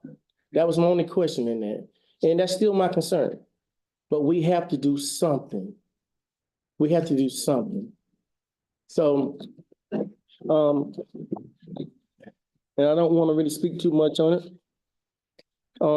There's a situation going on right now, and I'm gonna elaborate a name or family. I won't do that. But this kid, I feel it troubles me. She has 2 or 3 credits that she needs to graduate. She's a rising athlete. Colleges are knocking at her door. And there's some issues at home And I think some other issues, and I think some of it's behavioral. But we don't have anything to offer. Nothing. She needs 2 or 3 credits to graduate and be able to walk across that stage that we built over there. You know? It goes a little bit further than just saying, hey, you come to school and here's your teacher, here's your books, there's your class, there's your bus. It's a little deeper than that. And every family ain't raised the same way. They don't come from the same zip code. Finances are not the same. We all understand that. But I don't care what zip code they come from, what family they belong to. It does not matter. I said it before and I'll say it again. Every kid deserves the same. If you do it for one, you need to do it for all. That's right. That's all I got to say on that. Okay? We need to put something in place for these kids. They need our help. And you know what? The thing about it is, some of them don't, the parents, the pride, they don't want you to know the business. We all understand that, but we're the same way. We don't want people in our business. That's none of your business what's going on in my household. But sometimes I've went personally with Mrs. Cole to several parents' homes and stood there for a lot of reasons. Be it they had a bad dog or the fact that she might think the parent gonna jump on her. And I walked in the door with her and let her conduct the business. You know, and make sure she was safe. But the parent got the message. You either make sure that child gets to school or we'll see you in court. Because you can get 120 days all day long. Okay? That's the law. Okay? So we need to do more. And I asked this board to please consider that. Please. Things might be great at your home and in your neighborhood, but what about the neighborhood down the street? What about the neighborhood down the street? What about that little kid down the street that doesn't know how to reach out? They don't even know who to come to. This female, this young student, she called me and she said, Mr. Davis. I said, yes. I said, who's this? And she told me who she was. I said, how are you today? She said, I'm doing fine. She said, can I graduate? What do you mean? Yeah, absolutely. What's stopping you from graduating? What school do you attend? And she told me. She said, I just want to graduate. And she went into tears. She literally cried, touched my heart. I almost cried. But she's reaching out. That's all she knows how to do. She's reaching out. And I'm not saying that we have all the answers, but it's our responsibility to put it together the best that we can and not just push her to the side. And that's every kid that comes to us in that manner. Yeah, are we reaching out a little bit further than just our job requirements and what we've been given, our cush offices and our nice salaries? Yeah. But sometimes what you got to do to make it happen. Those are the things that are underlined in your job description that we just, it's not always required for every task, but I think that we need to look at that a little bit further and dig down deep and make sure every child, as I told the people that I spoke to in the district, we need to make sure we're doing every single thing. We cross every T, we dot every I, we look at every situation, whatever we can do. And I applaud the school. I applaud the school because they went above and beyond. I do. I mean, it's probably happened before, but they went above and beyond to the point where they were actually going out trying to get the kid.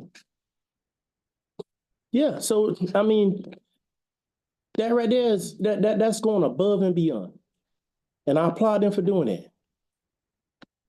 But what are we not doing? In the military, and I'm gonna get off this one. In the military, we have a saying that every major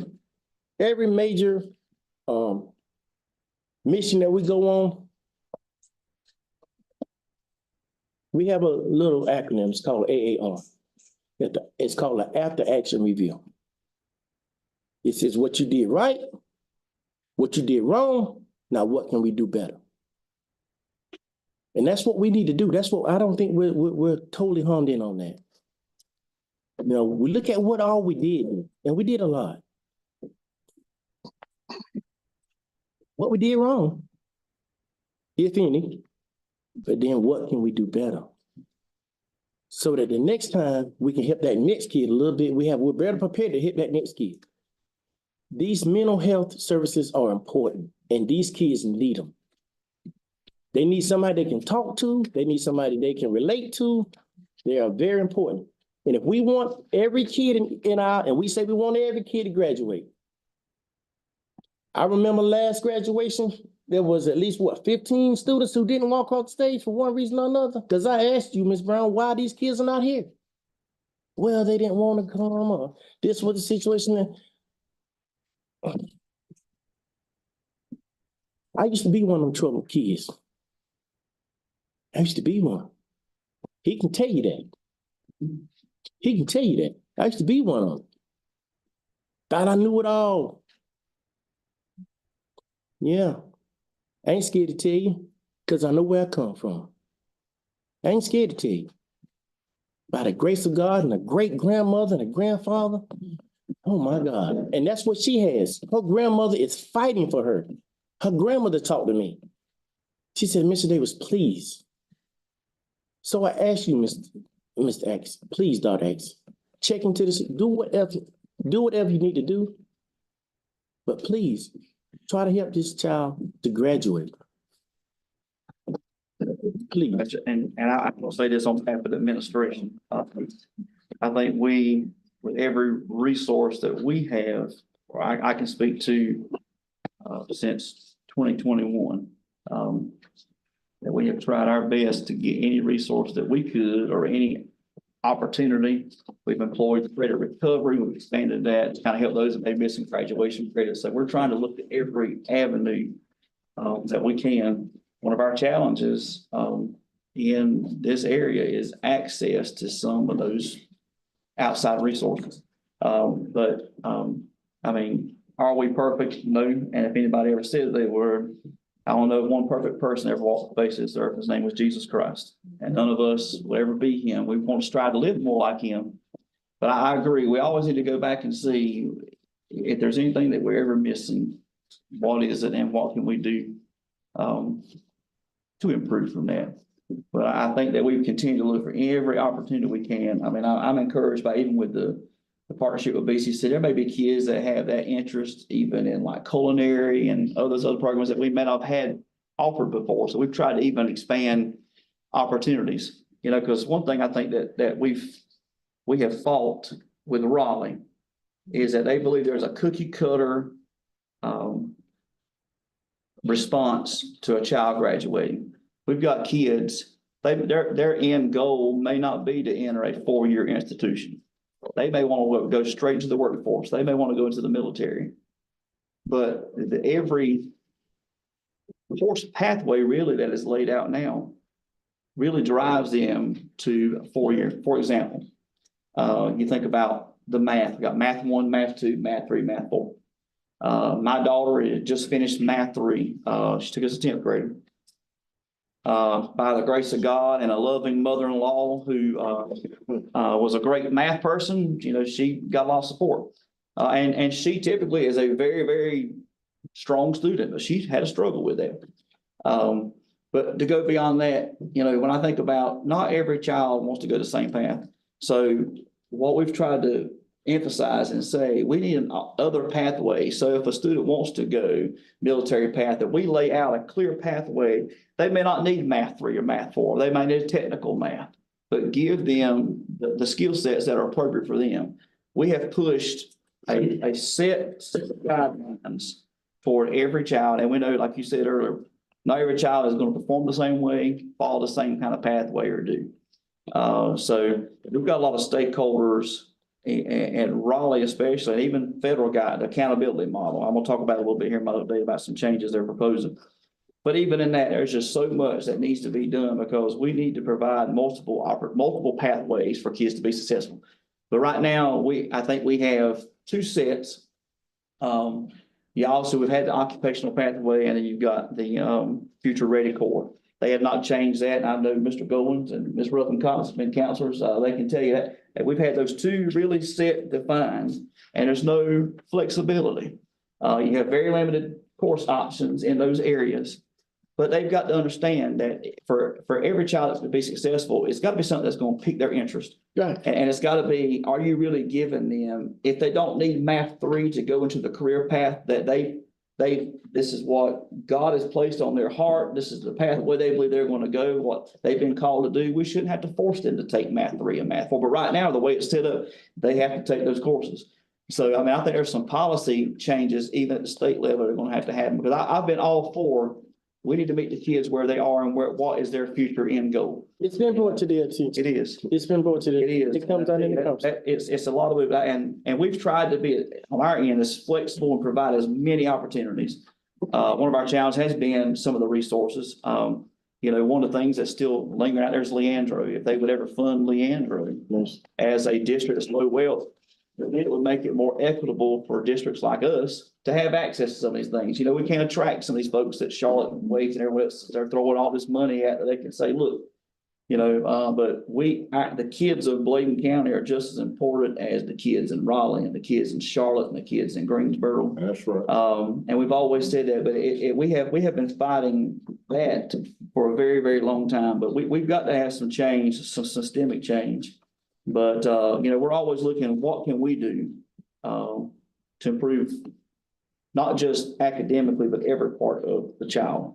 And yes, sir. Are we still in office? I mean, members giving their stuff? Yes, sir.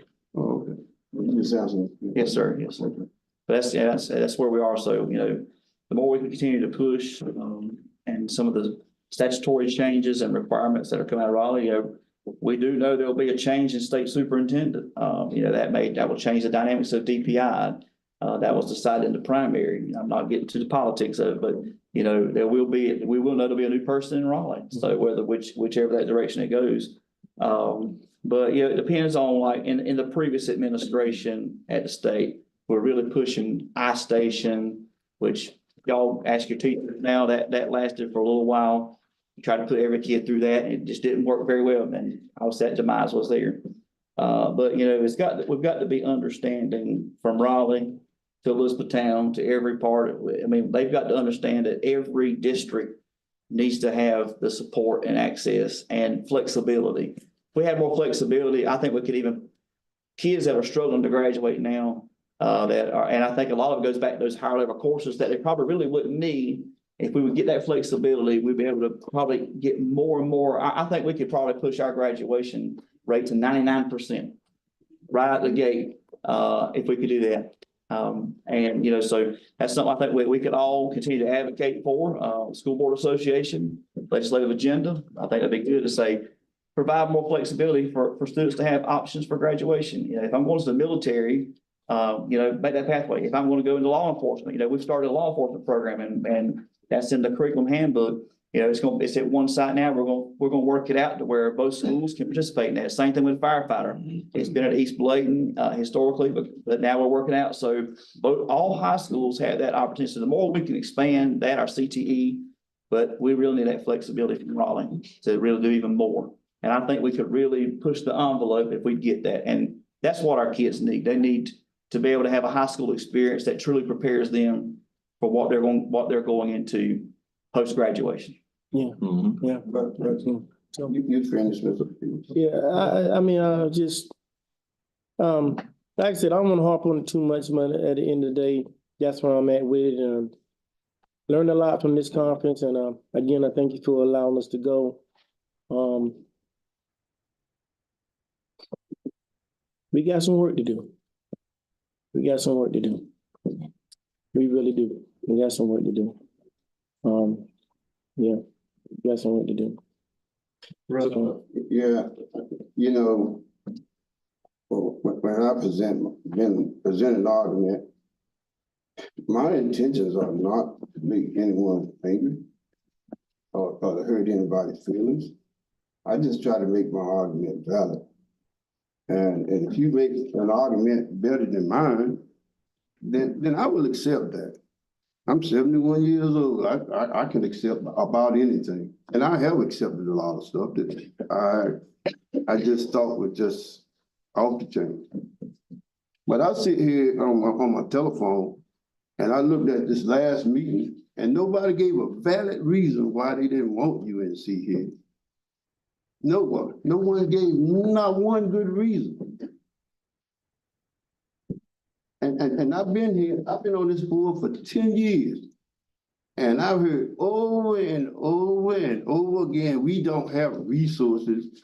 And that's why we look like we do. And every one of you guys that's been on here as long as I have too. You heard the same thing about we don't have resources. Now, if somebody's gonna come give us some free resources, and you don't even have a valid reason why you don't want them. Well, you got the opportunity now to tell us why you don't want them. Yeah, tell us why you don't want them. The community deserves to know, the staff deserves to know, everybody deserves to know. Now, not one of you guys know anybody that worked for Coastal and didn't ask them not one question about LGBTQ or anything else.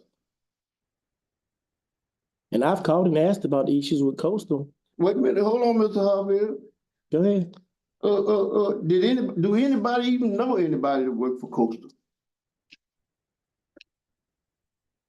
So why you didn't ask them any questions and you got all these questions for the UNC system? What's up with that, guys? Please tell me. Give me a good answer. Give me a good answer why you don't want free services. Do you know how that make you guys look that voted against it?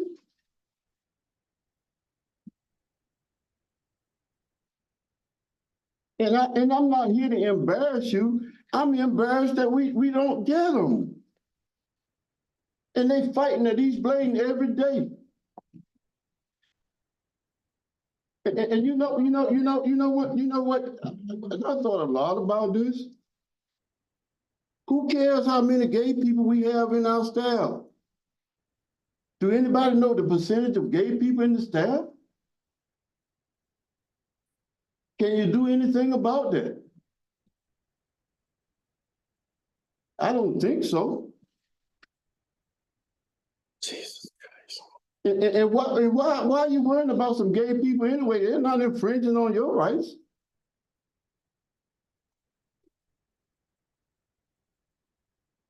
Please give me an answer why you don't want free services. Ms. Kowalski, a guy, if a guy, your child can read what book he wants to read, like mine can. That's his right. I stayed in Europe for 2 years. Ain't no place like this place. You got all kinds of rights compared to anybody else in the world. So don't take people's rights away. What, excuse me, you mentioned. The first time I heard you speak, you were talking about the books. You were talking about the books, what book a child should read. Now we talking about gay people, when we need services, Mr. Kowalski. We need services for these kids. When those services come with strings attached. What strings are attached to them? Attached, so. What strings are attached? Give me a reason why you don't want it. Were you at the last meeting? I heard you on there. Then you know why. No, I don't know why. That's not a reason. What? Tell me the reason now. Tell everybody your reason. It's a matter of record. I've stated my reasons, and we don't need to beat a dead horse. We voted on the matter and it's finished. But tell them to me. I was not here. No, but you listened to it. You said you heard it. Now, I heard you say something about the gay thing, you know. But tell me now, and tell these people here too, they weren't at this meeting. It's a matter of record. We don't need to rehash this. You can't tell them. It's a matter of record. They can find your reason doesn't make any sense, man. Well, that's your opinion. Yeah, it's my opinion. Yeah. Your reason does not make any sense. It does not.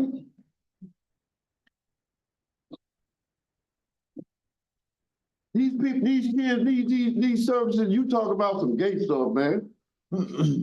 These kids have access to more information than me, you and I.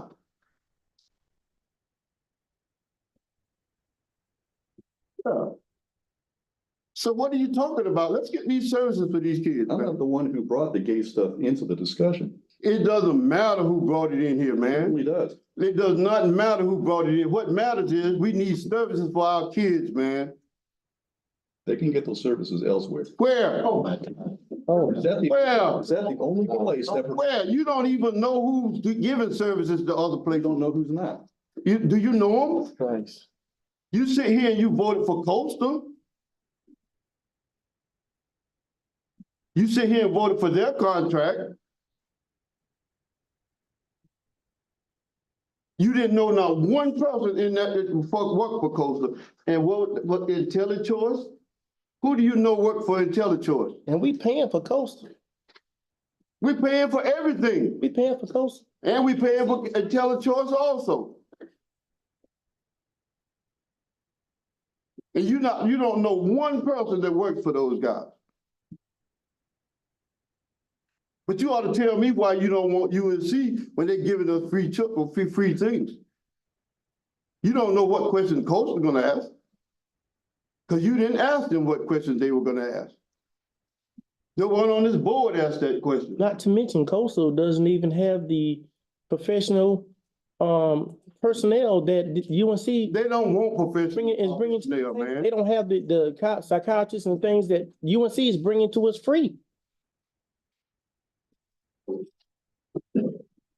And I'm through. And I'll see y'all next month. Have a great day and a great month. And y'all see me again. Listen, I'm not trying to in any way.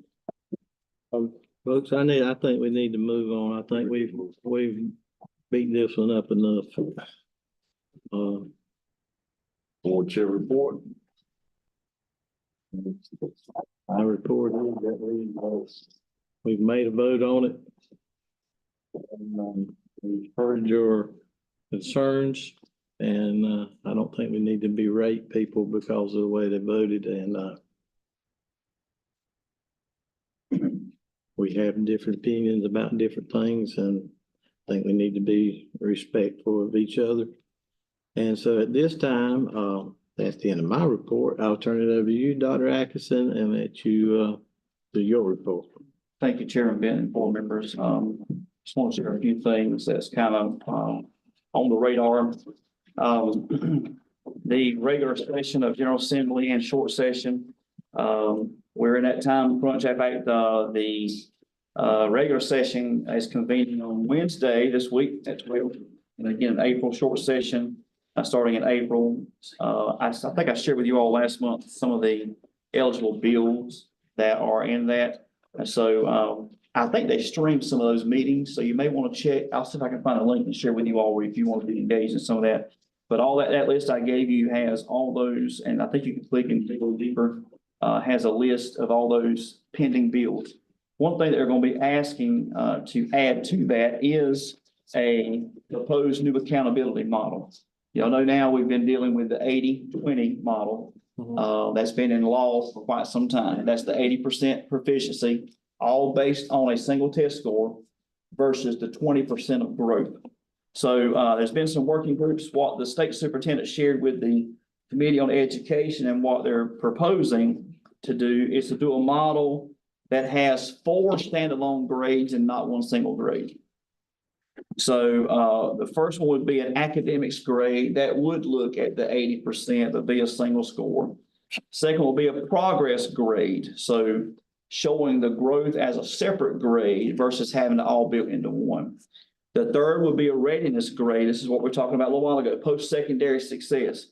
Assessing preparedness for post-secondary success deals with various criteria such as the district providing career explorations, high school planning in middle schools, graduation rate, post-graduation data. So a third score that will look at how well are the schools providing readiness And the last one will be an opportunity grade, which looks at things beyond academics. So what are the school's effort in fighting chronic absenteeism? Teacher survey, so the teacher working conditions survey, we've seen that quite a bit, just had a redo. It's actually taking place right now through the month of March. So what does that data say and how does that look as an opportunity grade? So, you know, a school may be struggling with proficiency, but has a high opportunity grade because, you know, staff is committed to working. So they're looking at a 4-tiered accountability grade. Now, it would require legislative action to change. So the proposal is to allow that to be voluntarily piloted for 1 year, so districts could opt in the first year, evaluate it. Second would be an implementation year where it's put in but wouldn't count toward federal accountability, and in year 3, it'll become the normal. So that's one thing they're asking to take up in short session that's not on this list. So we'll keep a watch on that and kind of see how that's moving forward. Middle school ballot books is coming up, as well as elementary. So Monday, March the 25th will be our middle school ballot books competition, starting at 9 o'clock at Bladen Community College. I'll send you all a list of these dates as well. Elementary on Wednesday, that same week, March 27th. We also set the date for our beta showcase. That will be on Thursday, May 16th at 5:30. So all these wonderful students that you saw that we've seen the last 2 months will get to perform for us. It will be a fundraising event. It'll be donation at the door kind of admission, because when you have the convention, a lot of parents, grandparents, family members can't get off work to get there. There's be a chance for Bladen County to embrace all of its kids to be here for us to let them showcase their talents that night. So performing arts, visual arts, all the things they would do. So I'll share that with you as well. And we'll have that across. Some dates that are coming up of importance in addition to that. We have Thursday, the 28th will be an early release day. That's a required work afternoon, and staff will be working in their classrooms that day to give them some time. Friday, the 29th is an optional teacher work day. That's actually Good Friday. The holiday for Easter is actually celebrated that Monday, the 1st. And then schools, with the exception of Bladen Early College, will be closed April the 1st through the 5th. Early College got their spring break because they're aligned to BCC's calendar. So we will have the Early College in session during that week. That'll be the only school that'll be open through spring break for us, or Easter break. Our next board meeting is that Monday following that break on the 8th. We will try to have obviously everything. We're asking staff to get us the information before they go home, and we'll get everything to you all early that following week prior to, so that way you get a chance to look. Final thing, the School Board Association has released its legislative agenda. So things they're pushing for in this, just real quick, I'm not going to go through all of these. Focus on obviously improving talent and working conditions. So increasing obviously salaries to attract personnel, all areas, mental health support, school facilities, school resource officers, school safety grants, expand that. The accountability was another. A student center council, School Board Association is actually supporting legislation to change for school systems to set their own calendar and not be mandated. Right now, charters and private schools can set their own calendar to start and end whenever they want to. We're the only institution that says you can only start the Monday closest to the 25th and you got to end by June 11th. We've always been, if we had flexibility, we would like to be able to start earlier in August and get a much larger first semester. Right now we have uneven semesters. Also, it means you got a little bit earlier. Yeah, I remember we started school after Labor Day many years ago, and we got out in May. But there's been so many restrictions and requirements that have been in place. So that's one thing they're advocating. That would be good for us. Now, you've had a few school boards that have said they didn't really care what that said, and they've implemented putting in a calendar that actually is not aligned with statute. We don't know what repercussions there's going to be with that, but some boards have voted that. Right now, our approved calendar does follow legislation. But if this was to pass, I think it'd be advantageous for us to think about the calendar and flexibility for us and our students. We talk about ethics training, school finance officers. The school finance officer is the only position, Ms. Harrison, that serves at the pleasure of the superintendent. So the finance officer is going to be hired and fired by the superintendent without board approval. We're not gonna fire Miss Harrison. She's doing a good job for us. But there's a push by the School Board Association to get, and that's the only position that's out there. Obviously, there are different policies, guideline, classified personnel versus certified. Classified can be terminated. They have appeal rights to the board. Certified has to go through recommendation of termination to the board. But that's something they're looking at, making a change at that. That's part of their agenda, to where basically a finance officer would have a similar contract to a deputy or assistant superintendent. So same kind of function, they're working on that. Not a problem for us or concern for us in Bladen County. School technology, obviously looking at funding and gaps there, that also falls under that. And then local school funding structure. Obviously right now, there's been some changes with how counties can allocate capital outlay funds. They have the option, they're not required to, but they do have the option to allocate that to charter. What we have now is that, they're doing that as direct, but there's been some talk about trying to change per dollar student and the work there. And then, of course, there was some concerns about Fund 8, which is restricted funds. So if a district got grant funds, say, for example, pre-K. Pre-K is a federally grant fund, or it's a federal fund, but it's part of a grant. What was going to happen was there'd be a cost sharing proposal that money would have to be shared, even if those schools did not have a pre-K program, which violates the federal law for pre-K. So we all know federal law trumps state law, right? But that never got voted through, but that's part of the concern. Other would be special grants that the school system would get that would be earmarked for the school system. So if a organization donated funds directly to the school system for Bladen County schools, those go into what's considered Fund 8 restricted funds. You hear the auditors talk about it a little bit. Anything we get, any reimbursements, and all go in that Fund 8. They're there because they're protected in Fund 8. So the School Board Association has advocated that remains for school systems to have their Fund 8 for those funds that, when we have equitable services, we do provide that. So local funding, we have whatever that per student amount is, we pay our charter schools in Bladen and those that attend charter schools outside of Bladen. We get invoice from some schools outside of Bladen. We do pay that to them, and Bladen County always pays theirs on time. So we've had some issues. LEAs have had challenges not paying charters until the end of the year, but we pay ours monthly. We've followed through on that. But so there's talking about trying to make sure that those current structures stay as is, so it doesn't convolute that process. And so that's kind of some of the things that the School Board Association is pushing.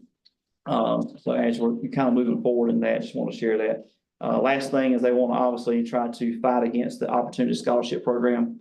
Basically, what's happening with that is that anybody can apply to get a voucher to attend private school in North Carolina now. That door has been open for that. So what obviously they're trying to do is that there be limitations on that. They've had that. Obviously, there's been some programs that have had that before, depending on needs of student. But talking about if you're going to do that, then those private institutions need to be held to the same accountability standards as we are. So right now, the accountability model that school systems work through is not applied the same to everybody. So we have a different set of criteria that private has to follow, that charter has to follow. So asking if we're going to do that, then we set the criteria the same. So are there flexibilities that we as a school system could benefit from maybe that charter has now and vice versa? So, trying to make it where it's an equal playing field for every institution of learning so that everybody has the same opportunity to do that. And then, of course, Landro's on their big push as well. That's a lot of things. I want to summarize real quickly. I had some other, but I think that'll suffice for tonight. But again, we always appreciate your support, and if we can answer any questions on that or anything, please let us know. And that concludes superintendent's report for March for this month. We adjourn. Motion to adjourn. Sorry. Moving from the second that we adjourn. All those in favor, let it be known by saying aye. Aye. All opposed, likewise. None, motion carries. We are now stand adjourned.